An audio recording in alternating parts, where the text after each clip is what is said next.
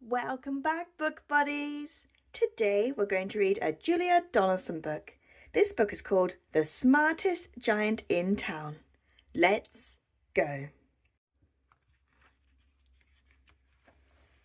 The Smartest Giant in Town.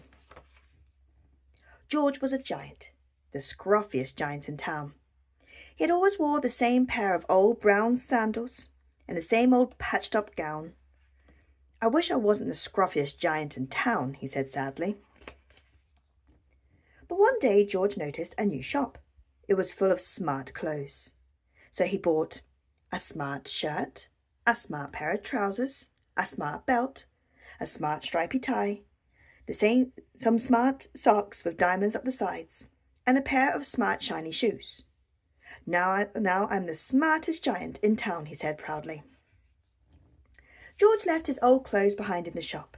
He was about to go home when he heard a sound. On the pavement stood a giraffe, who was sniffing sadly. "What's the matter?" asked George. "It's my neck," said the giraffe. "It's so very long and so very cold. I wish I had a long, warm scarf."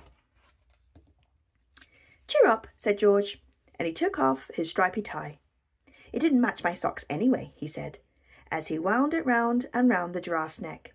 It made a wonderful scarf. "Thank you," said the giraffe. As George strode towards home, he sang to himself, "A tie as a scarf for a cold giraffe. But look me up and down, I'm the smartest giant in town." George came to a river. On a boat stood a goat, who was bleating loudly. "What's the matter?" asked George. "It's my sail," said the goat. "It blew away in a storm. I wish I had a strong new sail for my boat." "Cheer up," said George, and he took off his new white shirt. "It'd keep coming untucked anyway," he said, as he tied it to the mast of the goat's boat. It made a magnificent sail. "Thank you," said the goat. George strode on singing to himself, "My tie as a scarf for a cold giraffe, my shirt on a boat as a sail for a goat. But look me up and down, I'm the smartest giant in town." George came to a tiny ruined house. Beside the house stood a white mouse with lots of baby mice. They were all squeaking. "What's the matter?" asked George. "It's our house," squeaked the mother mouse. "It burnt down, and now I have nowhere to live. I wish I had a nice new house." "Cheer up," said George.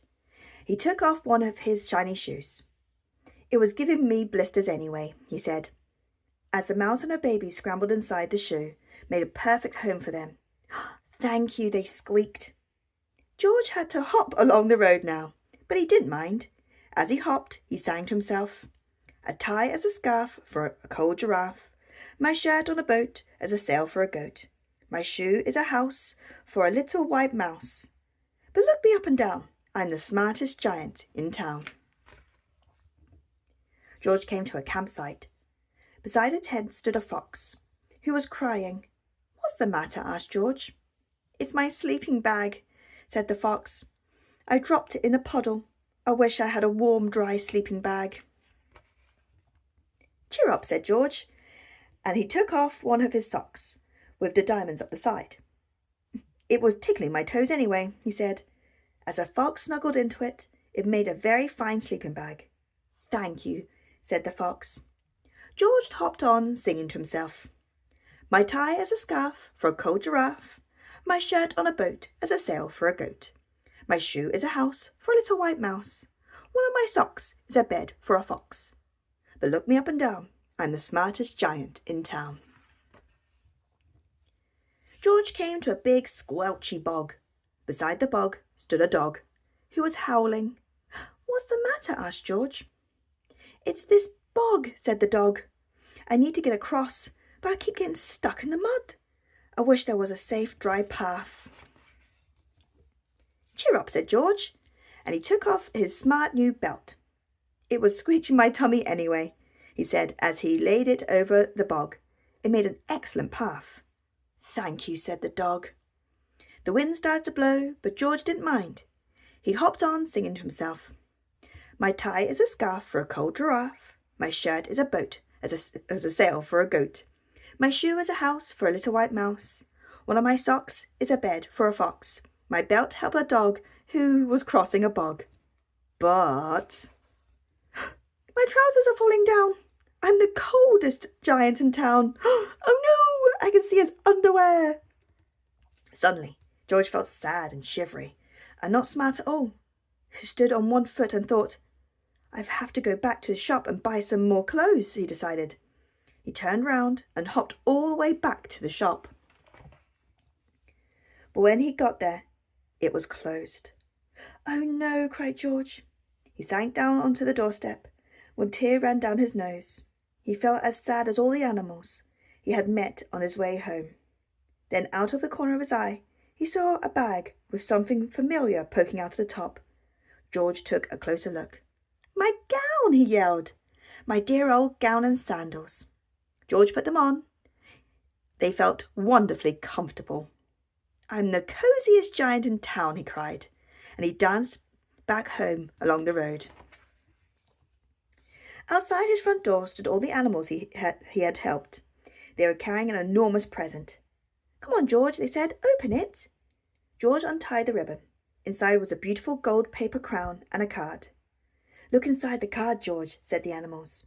George put the crown on his head and opened the card. Inside it said, Your tie as a scarf for a cold giraffe. Your shirt's on a boat for a sail for a goat. Your shoe is a house for a little white mouse. One of your socks is a bed for a fox. Your belt helped a dog who was crossing a bog. So here is a very fine crown to go with the sandals and gown of the kindest giant in town. The end. Oh, that was brilliant. Look at that really lovely letter all the animals made for George. I really enjoyed that book today. And if you enjoyed it, I'll leave a link below of where you can get it. Thank you very much for joining me again today. Do come back so we can read more books together.